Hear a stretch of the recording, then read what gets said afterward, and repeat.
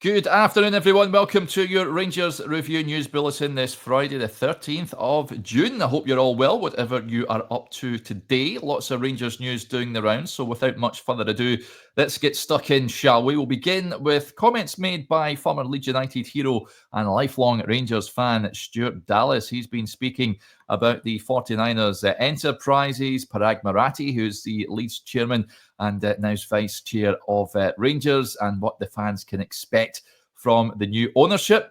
He was speaking to members of the media. This is what he had to say. Obviously, Rangers is built on success. I've said to Parag already, if you get it right at Rangers, you'll never experience anything like it. They've done that at Leeds, but if you can get it right at both clubs, it will be incredible. I've spoken to him about Rangers. I've exchanged messages. I've obviously seen him at some games towards the end of the season when there were rumours of the takeover going through. It's exciting times. It's a big summer for everybody involved because Rangers haven't won enough trophies in recent years. We know that in Scotland, second best isn't good enough. Following Rangers myself, I know what it means to the fans. I'm excited for what's ahead.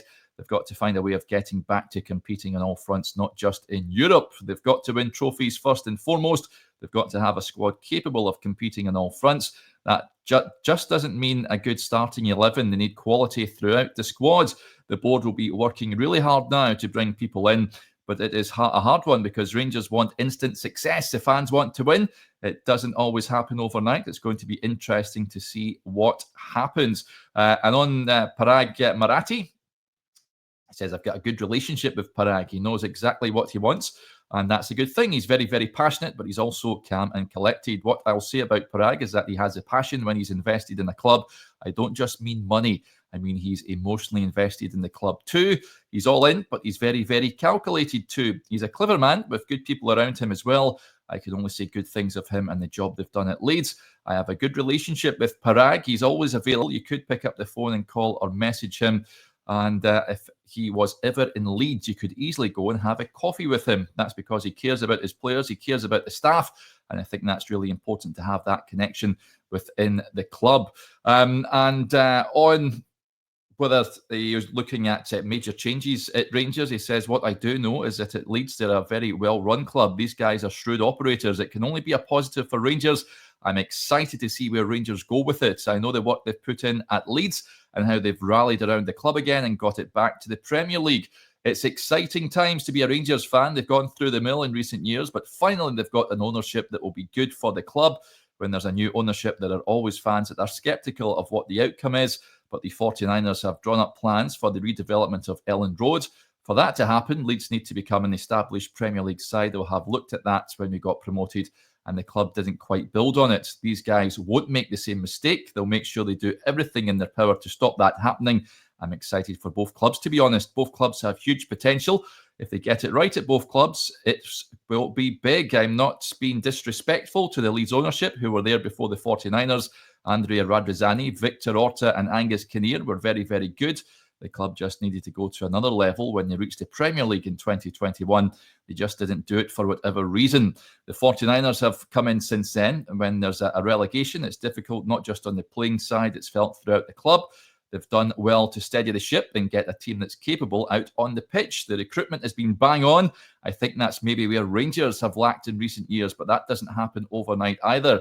It's not just about throwing money at something. I go back to Leeds. They've been promoted and people think it's just about going and spending £150 million to survive in the Premier League.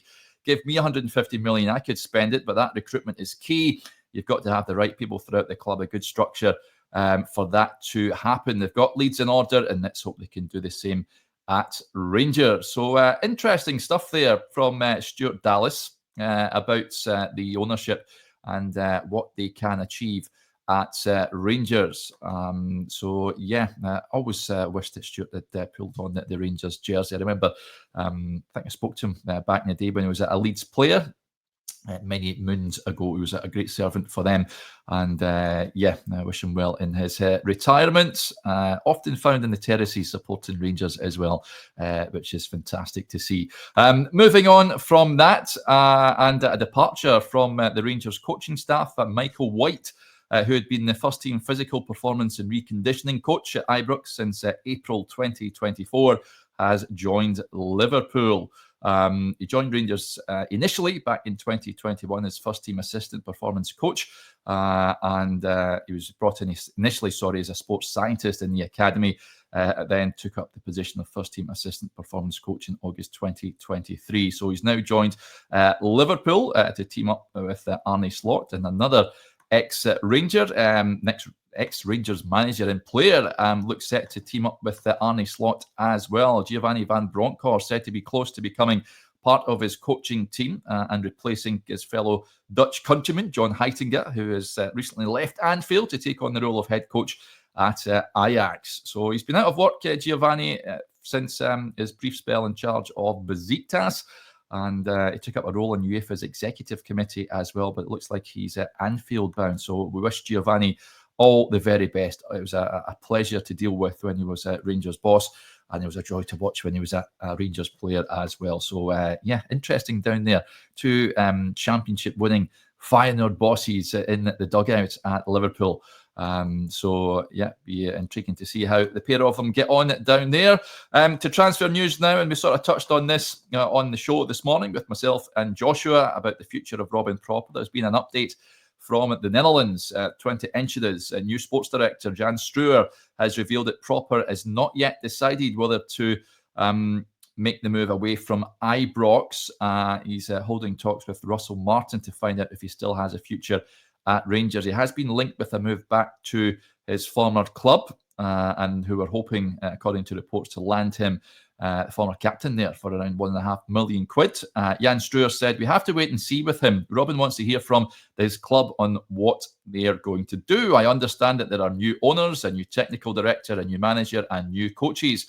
They always have new ideas, and they also bring their own players with them. The question is what all this means for Robin, but he's welcome back here." So there you go, the latest developments with regards to Robin Pröpper. And another player who has departed is Leon Balagan. And it looks like he could be linking up with a former Ibrox teammate of his. He's said to be in talks with Aris Limassol over in Cyprus.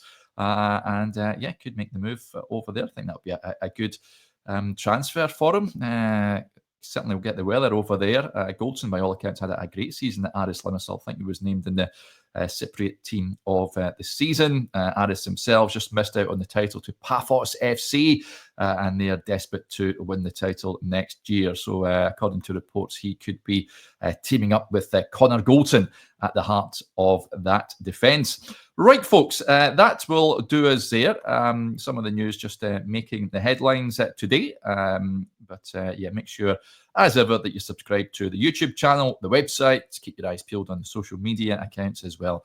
And you'll hear anything with regards to developments, player transfer-wise, or whatever it is coming out from Ibrox. Enjoy your weekend, folks, whatever you are up to. Remember, tomorrow you will be able to watch The Talking Point, the latest episode of that with Chris and Stevie. They are back to discuss the upcoming Champions League qualifiers and the question whether Rangers will be ready for those big tests that await them. Right, enjoy your weekend, and we'll speak to you later. Bye for now.